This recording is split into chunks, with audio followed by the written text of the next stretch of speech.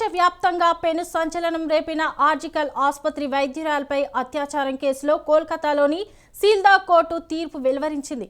ప్రధాన నిందితుడు సంజయ్ రాయ్ను దోషిగా తేల్చింది. జనవరి 20న శిక్ష ఖరారు చేయనుంది.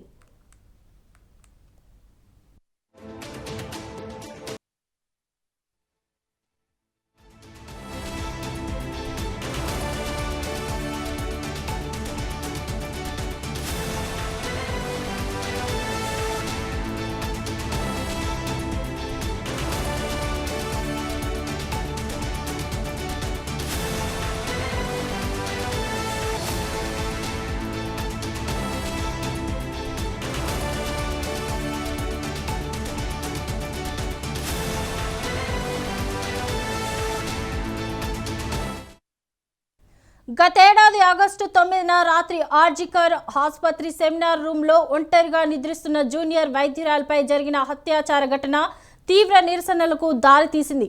పశ్చిమ బెంగాల్ హైకోర్టు ఆదేశాల మేరకు ఈ కేసును కోల్కతా పోలీసుల నుంచి సిబిఐ స్వీకరించి విచారిస్తోంది. దీనిలో భాగంగా ప్రత్యేక కోర్టుకు అభియోగాలు సమర్పించింది. ప్రధాన నిందితుడు సంజయ్ రాయ్ పేరును మాత్రమే ఛార్జిషీట్లో చేర్చింది. సామూహిక అత్యాచారం విషయాన్ని అభియోగ పత్రంలో ప్రస్తావించలేదు. ఆసుపత్రి ఆవరణలోని సీసీటీవీలో నమోదైన దృశ్యాల ఆధారంగా సంజయ్ను ఆగస్టు 10న కోల్కతా పోలీసులు అరెస్టు చేశారు.